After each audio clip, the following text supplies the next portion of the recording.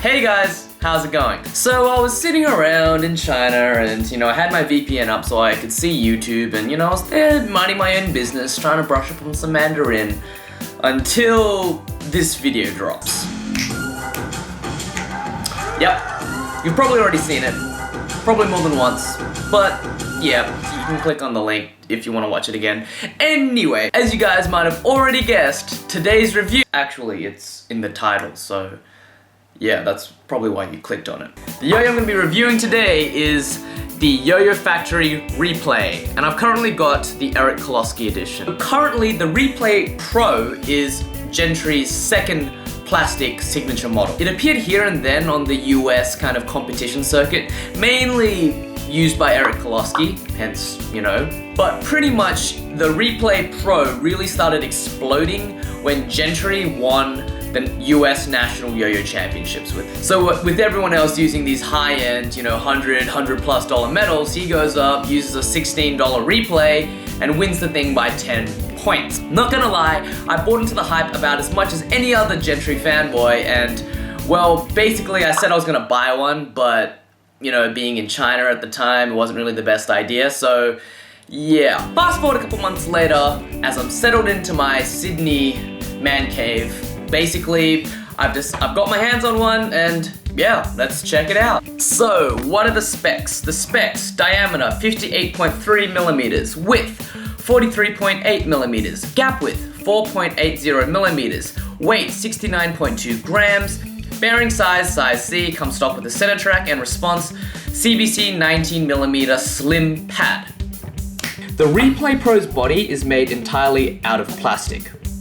As for which type of plastic, I'm not really sure, to be honest, but my guess would be a polycarbonate plastic of some sort. Its shape is very H-styled and kind of reminds me of the Super G, which was Gentry's first signature model. It comes stock with a center track bearing, and like most budget plastics on YoYoFactory's line, it does not utilize the metal spaces that's found in the North Star, Protostar, but instead just has molded plastic like there as the bearing seat, like some of the other Yo-Yo Jam Yo-Yos or some of the other entry-level plastics such as the One Star. While the caps serve as a highly aesthetic feature, they don't pop off very easily. One side will pop out with enough force if you screw the axle in and pop it out like, any of your old school Duncan Yo-Yos.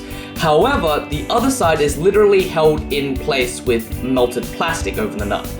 I know this because Vu, who loves to tinker around with yo-yos, had to pry open a cap, put it on the lathe, remove the plastic over it, and then tune it. So basically, this yo-yo's caps can pop off, but they don't pop off very easily, making the yo-yo quite difficult to tune. As for the Replay Pro's weight, it weighs in at a very hefty 69.8 grams, which is almost 70 grams. And when you throw the yo-yo down, you undoubtedly feel like a really forceful thud at the end of the string. And while this is a little jarring at first, the Replay Pro's weight and the distribution of that weight gives this yo-yo a stability unlike anything else within its price range. The three things you need in a competitive yo-yo is spin time, stability, and a shape that's easy enough to catch. Now, the reason plastic yo-yos are so difficult to win contests with is because they're usually lacking one of the three. More often than not, it's usually stability. However, unusually, the Replay Pro has all three. The shape is very H-orientated, easy to catch. The weight, even though the yo-yo is heavy, gives the yo-yo a lot of stability, and because it's heavy enough, the distribution allows this yo-yo to spin for quite a long time. I'm not really sure how long it spins for, but for a plastic yo-yo, and for yo-yos in general, this yo-yo spins for quite a long time. At that point, all you need is a player that's brave and skilled enough to take the plunge with a plastic yo-yo, and well, anything is possible. As mentioned previously, the Replay Pro stability allows it to handle almost everything circulating the competition circuit at the moment.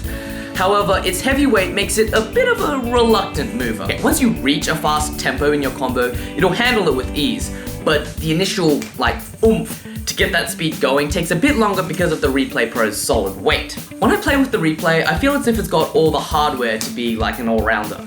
So, while I feel like doing a longer, intricate tech combo that focuses on, bouncing through strings instead of stressing the yo-yo out, when I do rip out a pretty stressful horizontal combo, it can also handle it pretty well. Okay, in summary, the Replay Pro has really stolen the spotlight this year. Ever since Gentry won nationals with it, everyone has been buying one and everyone has been talking about it. So like, what's my opinion after buying into the hype? Does it meet up to the hype? Does it fall short? What I would say is that the Replay Pro is a solid yo-yo for the price, okay? It's a solid yo-yo in general, but basically, it's a yo-yo that'll give you everything you need to do well at a competition, okay? It spins long, it's easy to catch, and it's really, really stable, okay? Now, while it won't give you every luxury of a $250 yo-yo, I mean, that's pretty unreasonable because it's only $16. So, what would I say the Replay Pro does? It gives you everything you need, and for an experienced player, sometimes that's enough. Anyway, that's my thoughts on the Replay Pro. If you like this, comment down below. New videos coming out soon, and I will see you guys next time.